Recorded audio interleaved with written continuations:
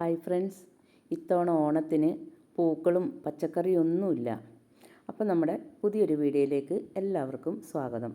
അപ്പോൾ ഞാനിവിടെ കുറച്ച് ബന്ദി മാത്രമേ ഉള്ളൂ. അതും അധികമൊന്നുമില്ല, 4 ചോടയേ ഉള്ളൂ. ആ 4 ചോടിലും പൂക്കളുണ്ടായിട്ടുണ്ട്. കഴിഞ്ഞ വർഷം ഓണത്തിന് ഒത്തിരി പൂക്കളുണ്ടായിരുന്നേ. അപ്പോൾ ഞങ്ങൾ വീഡിയോയിൽ ഇട്ടിട്ടുണ്ടായിരുന്നു. ബന്ദിപ്പൂവൊക്കെ നിറച്ചായിരുന്നു. ഈ മോഡൽ ബന്ദിയല്ല, വേറെ 2 നിറമുള്ള ബന്ദി, മെറൂൺ കളറും മഞ്ഞ നിറമൊക്കെ ആയിട്ട്. അപ്പം നമ്മുടെ ഒരു കാന്താരി മുളകുണ്ട്, അത് നിറച്ച് മുളകുണ്ട്, വലിയ കാന്താരിയാണ്. പിന്നെ പച്ചമുളകുണ്ട്, അതുപോലെ തന്നെ തക്കാളിയും ഉണ്ടായിട്ടുണ്ട്. കുമ്പളങ്ങ ഉണ്ടായത് ഞാൻ പറിച്ച് മാറ്റി വെച്ചിട്ടുണ്ട്. മൂത്ത് കഴിഞ്ഞപ്പോഴത്തേനും കുമ്പളങ്ങയുടെ ചോടൊക്കെ പറിച്ച് കളഞ്ഞ്. ഇനിയിപ്പോൾ തൈയൊക്കെ നട്ടിട്ടേ ഉള്ളൂ. അപ്പോൾ ഉണ്ടാകുമല്ലോ എന്നൊന്നും അറിയില്ല. അപ്പം നമ്മുടെ ബോൾസത്തിൽ നിറച്ച് പൂവുണ്ടേ. ഈ ഒരു കളറ് മാത്രമേ ഉള്ളൂ. ഈ റോസ് ഒരെണ്ണം താഴെ വളർന്നു വന്നുണ്ട്, അത് പറിച്ച് ഇനി ഗ്രോ ബാഗിലേക്ക് വെക്കണം. ഗ്രോ ബാഗിൽ വെച്ചിട്ടുണ്ടെങ്കിലാണ് ഇതുപോലെ നിറച്ച് പൂവുണ്ടാവുള്ളൂ. അപ്പം ഞാനിവിടെ കുമ്പളങ്ങ പറിച്ച് വെച്ചായിരുന്നതാണിത്. നല്ലോണം മൂത്തിട്ട് പറിച്ച് വെച്ചായിരുന്നതാണ്. അപ്പോൾ കുറച്ചൊക്കെ ഞങ്ങൾ തക്കാളിയും പച്ചമുളകൊക്കെ പറിച്ചുകൊണ്ട് പോന്നേ. അപ്പോൾ നമുക്ക് ഈ കുമ്പളങ്ങ ഒരു കഷ്ണം ഒന്ന് മുറിച്ചിട്ട് അരിഞ്ഞെടുക്കാം. ഭയങ്കര ബലമാണ് മൂത്തതായതുകൊണ്ടേ. ഇതിനത്ര വലിയ വലിപ്പമൊന്നുമില്ല, 2 കറി വെക്കാനേ ഉണ്ടാവുകയുള്ളൂ കുമ്പളങ്ങ. അപ്പോൾ ഇത് നമുക്കൊന്ന് തൊണ്ടൊക്കെ ഒന്ന് ചെത്തിയെടുക്കാം.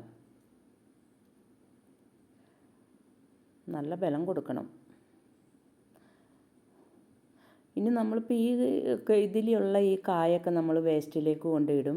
വളമിടാൻ നേരത്ത് ഇതെല്ലാം മുളച്ച് വരുവേ. കുമ്പളങ്ങ ഞാൻ വേറെ മുളച്ച് വന്നിട്ടുണ്ട്, നട്ടതല്ല, ഇങ്ങനെ വളമിടുമ്പോൾ മുളച്ച് വന്നത്. അപ്പം ഞാനത് പറിച്ച് ഇത്തിരി മണ്ണൊക്കെ കൂട്ടി വളമൊക്കെ കൂട്ടി അങ്ങോട്ട് നടും. അപ്പം നിറച്ച് കായ് പിടിക്കും. പടവലങ്ങയൊക്കെ നട്ടിട്ടുള്ളൂ, പക്ഷേ താഴെ നട്ടതൊക്കെ എലി വെട്ടിക്കളഞ്ഞ്. അതുകൊണ്ടിപ്പോൾ ഞാൻ മേളിലാണ് നട്ടിരിക്കുന്നത്. പയറും വെണ്ടയും എല്ലാം നട്ടിട്ടുണ്ട്, വഴുതനങ്ങ. പക്ഷെ ഉണ്ടാകില്ല എന്നറിയാൻ പാടില്ല, ഈ മഴ ഇങ്ങനെ അടുപ്പിച്ച് പെയ്യുന്നത് കൊണ്ടേ. തക്കാളി നിറച്ചുണ്ടായിട്ടുണ്ട്, പക്ഷേ മഴ പെയ്യുന്നത് കൊണ്ട് ഇങ്ങനെ വിണ്ട് പൊട്ടിപ്പോവുകയാണ്. അതുകൊണ്ടാണ് ഈ തക്കാളി ഇത്രയ്ക്ക് പറിച്ചെടുത്തത്. അല്ലെങ്കിൽ ഞാൻ തക്കാളിയും പച്ചമുളകൊക്കെ ആവശ്യത്തിന് മാത്രമേ പറിച്ചെടുക്കാറുള്ളൂ. അപ്പം ചെന്ന് പറിച്ചെടുക്കും. അപ്പം നമുക്കിത് ചെറുതാക്കി കനം കുറച്ചരിയാം. എങ്ങനെ വേണമെങ്കിലും അരിയാം. കനത്തിലരിയണമെങ്കിൽ അങ്ങനെ അരിയാം, കനം കുറച്ച് വേണമെങ്കിൽ അങ്ങനെയും അരിയാം. ഞാനിപ്പോൾ ഇത് ഇങ്ങനെ കനം കുറച്ചിട്ടാണ് അരിഞ്ഞിരിക്കുന്നത്.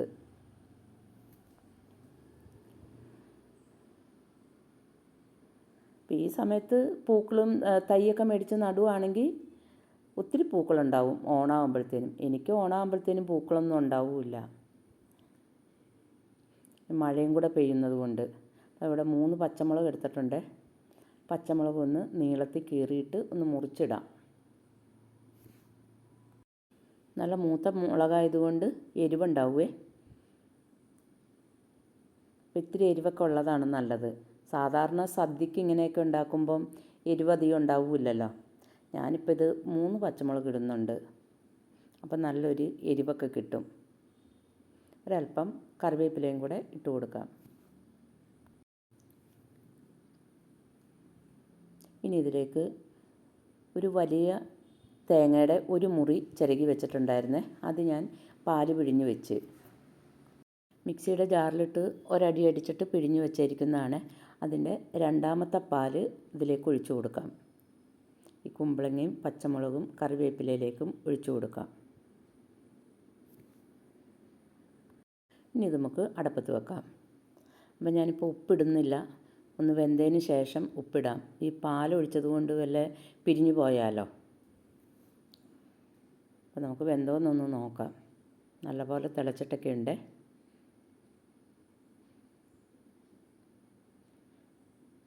നമുക്ക് കുമ്പളങ്ങ വെന്തിട്ടുണ്ടോയെന്നൊന്ന് നോക്കാം. കുമ്പളങ്ങ വെന്തിട്ടുണ്ട്. ഇനി നമുക്കിതിലേക്ക് ഉപ്പിട്ട് കൊടുക്കാം.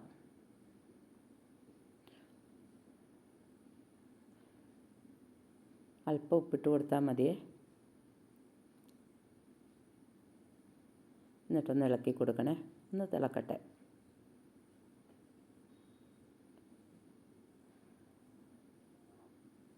അപ്പോൾ ഞാനിവിടെ വൻപയർ വേവിച്ച് വെച്ചിട്ടുണ്ടായിരുന്നേ, അത് ഒരു 2 സ്പൂണ് ഇട്ട് കൊടുക്കാം. അധികം വെന്തങ്ങോട്ട് കലങ്ങിപ്പോവരുത്. ഒത്തിരി അങ്ങോട്ട് വെന്ത് കഴിഞ്ഞിട്ടുണ്ടെങ്കിൽ ഈ കറിയുടെ നിറം അങ്ങോട്ട് മാറിപ്പോകും. അപ്പോൾ ഒന്ന് ചൂടാവട്ടെ.